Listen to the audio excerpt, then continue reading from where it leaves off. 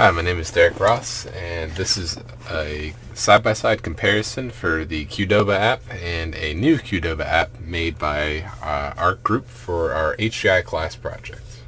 To start off, I wanted to show how it looks like when you log in the app. Just so moving forward everything is clear, the app on the right is the app that we've changed, and the app on the left is the original app. Now, Qdoba is a food app for a restaurant, I believe. So to start off, if you were to sign in on the old app, you can click on a Google account. It does take a decently long time. If you were to log on our app, you can actually just have a user.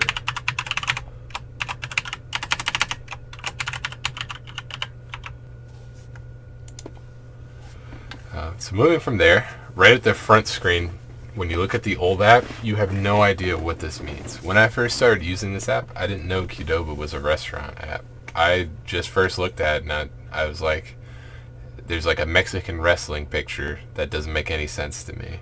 Right off the bat on ours, you could tell it's some kind of food place. Now moving on to some of the tabs up here, you wouldn't know what any of these tabs mean. This is the home screen. That doesn't look like a home screen to me. It looks like a magnifying glass. On our app, you can tell right away it's distinctive. It has a symbol with a house that everybody knows that means home. On top of it, it has the words home. If you go to the second tab, this is where you're supposed to order your food. This looks like it's two phones leaning against each other making like a teepee hut or something. I have no idea what that means. If you go to ours, there's a spoon and a knife. Everybody knows what a spoon and a knife is for. It's to eat. This is the food menu. I'm going to review how you go about making the food, or how do you go about ordering the food for each one. On the old app, they have a couple different choices here that are labeled pretty well. You can tell what you're ordering. So let's say we decided to order vegetarian eats, and let's say we decided to order some tacos. Now both have a similar style where you can pick like what you want. Say you wanted to do it in a burrito, just like what we were doing. So you can do chicken, cilantro, rice. We'll do it in a bowl. We'll do rice as well. Some beans.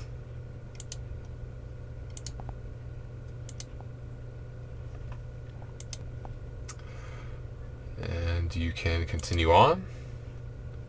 And here, it just goes straight to your cart. It doesn't give you a chance to just go to checkout. Like if you were done, you just wanted to go to checkout, boom, you can go right to checkout. Here, we got to go into here, and it takes a ridiculous time to load this sometimes.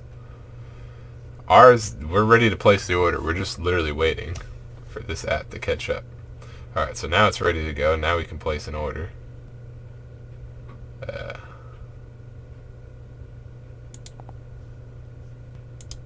Order, boom. Now naturally we don't have it set up to actually go any further than that because we don't have a server. This is ran off a local emulator, as you see. But let's go back to the main menu and look at some other stuff. And again, as you can see, that was one of the big gripes on this original app, was that the load times are awful. Our app, you could just click on the home. It would take you right back. Alright, let's see if we can get back to the main menu on here. Alright, the last tab you have up here is a rewards tab, but that you don't, again, the icon, you have no idea what that icon means. Now our rewards, it's a profile symbol. It's the same profile symbol that you've seen a million times on Facebook, and it's probably on Twitter and whatever other social media that I have no idea about right now. But it's a universal thing. You can go to your rewards, you can figure it out. There's no profile here.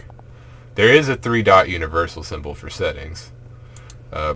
Some people may not know the 3-dot, which is understandable, but it is decently common, so I can't knock them on that.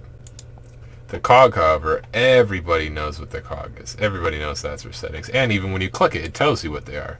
So if I was to click this 3 dots and say, even then, I know what a 3 dots is, or someone may or may not know,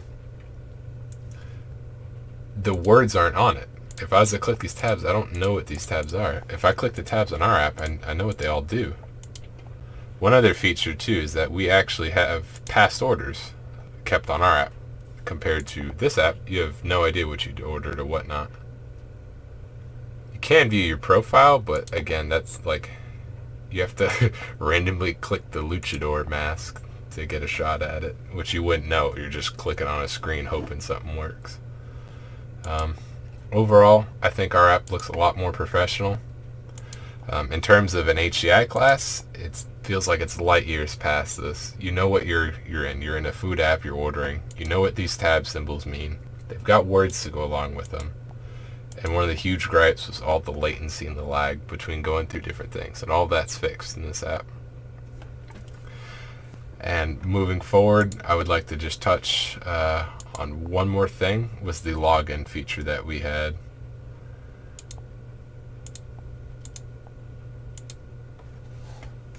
We actually gave the user a way to log in.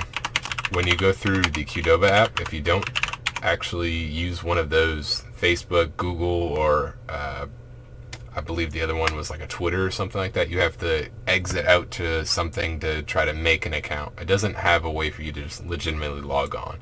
It has to be linked to something else. And if you're out somewhere where your service is even worse than me sitting here on my computer with solid network connection, there's no way in heck that you're going to get that connected in time for an order, especially if you were in the place trying to order it while you're, waiting in line or something, or in the drive-thru or whatnot. And again, just to touch on one final thing, that I'm on a computer with an Ethernet cable and it still has latency. This is as good as it's going to get, and it still has latency. And that was a review for our new app for Qdoba.